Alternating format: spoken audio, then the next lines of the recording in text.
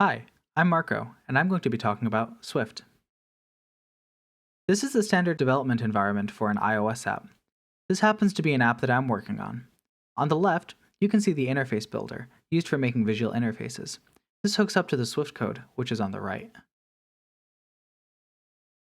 If you read up on the LLVM or Clang compilers, you'll know about Chris Latner. Chris also led the Swift project at Apple. From 2010, he and his team worked around the clock to shock the audience and the world at the Worldwide Developers Conference in 2014, when Swift was announced.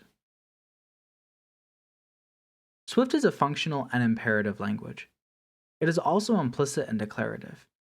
You can declare variables implicitly, like this integer, or this float, or you can explicitly declare its type. Swift is also strongly, statically, and nominally typed. Function declarations require a declarative syntax. A print statement like this, which would work in a language like JavaScript, simply won't work in Swift. You'll need to cast the number as a string, which will make it print something like this.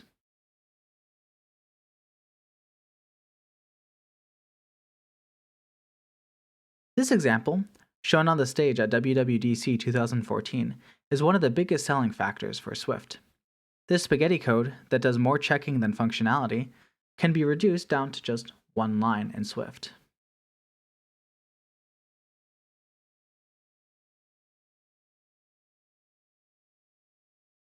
Let's dissect this.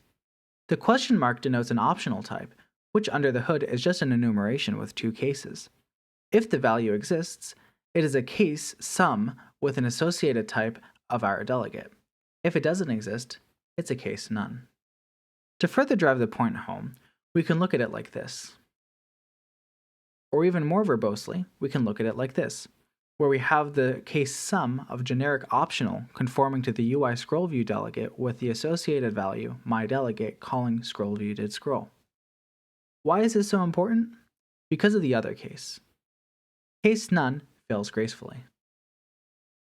If myDelegate is nil, meaning it doesn't exist in memory, scroll view did scroll simply doesn't get called, and execution moves on as if nothing happened. Swift's goal is to guide developers in creating clear, concise, and safe code with specially crafted language features such as the ones here. Let's learn about Swift through examples. Here we have a pretty standard prime finder from Stack Overflow. We can add some test cases, like so. And with the power of Swift Playgrounds, we can see exactly how our code runs and how many times it ran. Xcode and Swift Playgrounds are a topic for another presentation, but I urge you to explore more about them. But we can do better with this implementation. So, let's make this implementation take advantage of Swift's language features. Swift is all about abstraction. In its essence, our function is just something that takes an integer and returns a bool. But since we're talking about a property of an integer, why don't we make our function a part of the integer itself? What we're talking about is a big fork in the road between functions and computed properties. On one hand, computed properties are more uniform, are easily adoptable by new and old code, and makes lexical sense. 5 is a prime number.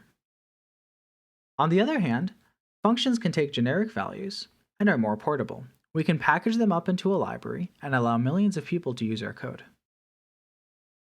Let's explore functions first. We can do a couple things to make it Swifty. We can add an underscore in front of the parameter. This omits the parameter name and function calls. This is big in API design. We can also give our function an externally visible name. This allows us to create nicely crafted function signatures while keeping the function itself neat. That's about it for functions in this example. Let's talk about computed properties. Object extendability is a core design pattern in Swift. This allows us to provide our own functionality to predefined objects. Let's extend int for our example. Extensions can include functions, computed properties, and more, but they cannot include stored properties. This will become important in a bit. Let's say we have an object and we want to add protocol conformance to it. Except in some specific cases, convention dictates that we implement our protocol conformance to an extension of the object. In our earlier example, the encapsulating class would have been conforming to UI scroll view delegate. While this is syntactically correct, most of the time it is not preferred, since this leads to novice, illegible spaghetti code.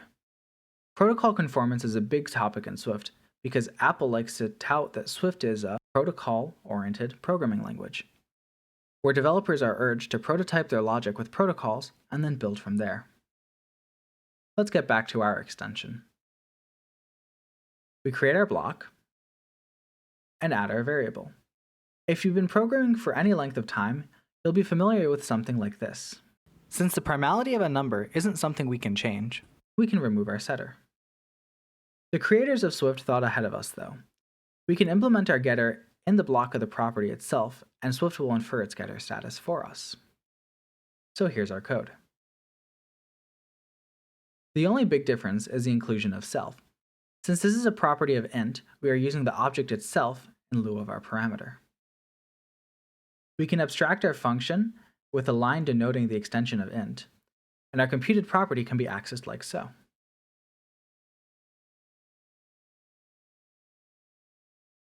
We can expose the values by printing them. If we wanted to do something like this for float, we would have to add one line. Guard statements are like terminating checkpoints. They must return, thus exiting the parent block upon failure of the comparison.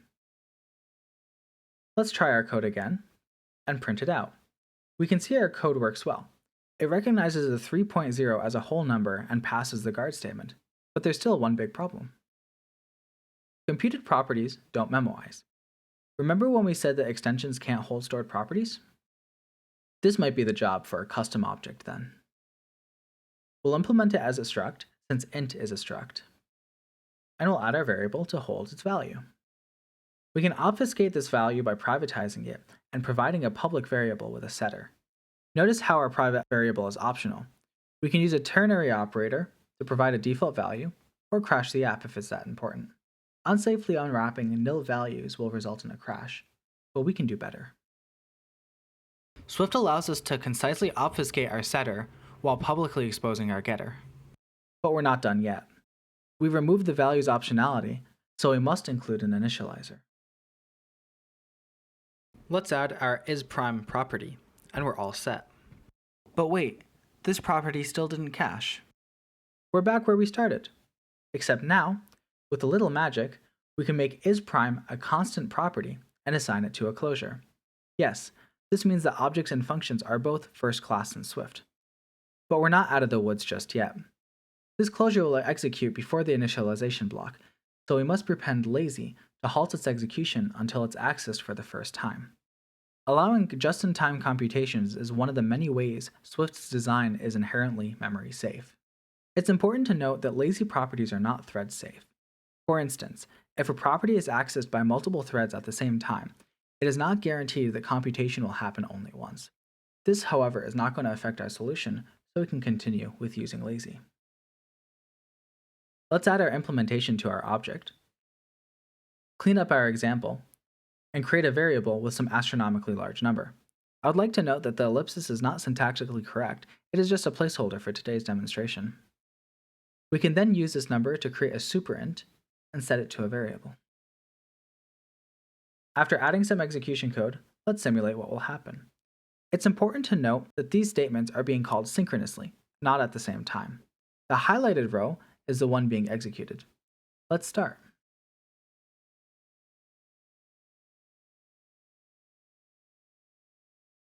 Look at the big difference in execution time.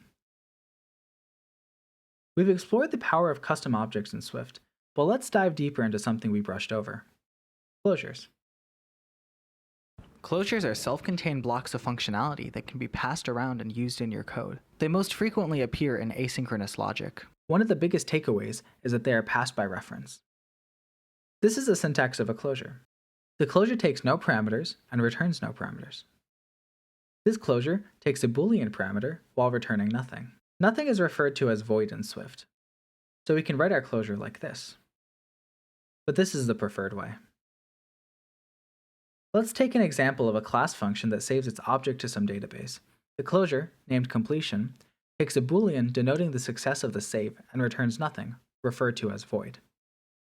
Before this compiles correctly, we actually need to denote it as an escaping closure, since this closure needs to be able to execute past the return of the function. An example of a non-escaping closure would be one found in collections map or filter functions. To further drive the point home, here's how our closure would interface with some code. We make our call to the database and call our closure with a parameter denoting the success result of the save. This is a great way to abstract complex interactions in your code. Now that this compiles, let's look at how we can call it and use this function in our code. When we're calling our function, we have our closure exposed to us with our parameter named success. Since there is no return type, we can remove that part of the closure.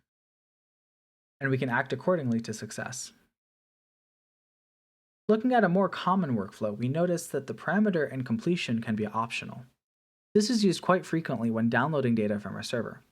Our query could have failed, or the operation could have timed out, so we have no way of guaranteeing if the data is actually there. We denote this optional with a question mark. If it is there, we will print the data wrapped in an optional. If it isn't, it'll just print nil. We can also force unwrap this optional with an exclamation point. If it exists, we get our value, but if it doesn't, the app will crash. A better way to deal with this is by using nil coalescing. It is a rather quick and elegant solution. If we want to do a lot of computation with the object, it'll be a pain to unwrap it each time we access it, so we can do a little bit of logic at the beginning that takes care of it for us. This is one way to do it. We'll have to force unwrap the object every time, and this is quite frequently found in novice code.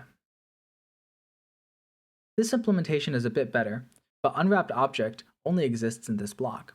This abstraction is dirty and quickly turns into spaghetti. An elegant solution is with a guardlet, but we can do even better. With if and guardlets, the compiler understands that this is an optionality checker and allows us to use our already expertly crafted variable names throughout the block. We can do even better by bringing our termination clause into one line, providing it's reasonably short. You can also combine statements on one line with the use of semicolons. Now the object is safely unwrapped and accessible throughout our entire block. We've talked about quite a few things today, but there's one thing we skipped. The closures we talked about have to capture objects from parent blocks so it can interface with them. They implicitly capture these with strong references. Swift has a system similar to garbage collection in Java called automatic reference counting, or ARC. It counts the references objects hold to each other and deallocates objects that are unreferenced. Closures create references upon capture, so programmers have to explicitly set capture lists to denote which relationships must be weak, meaning that they won't interfere with ARC's count. I wish this was more automatic, since many new and experienced developers often trip themselves up and create needless memory leaks. If you want to learn more about Swift, I highly recommend swift.org. It is a great resource. So are Ennis Hipster, Ray Wenderlich, and Objective-C.io.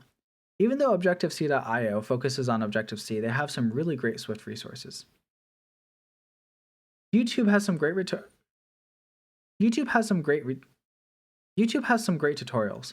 I recommend watching Sean Allen, as he has a great beginner series on Swift.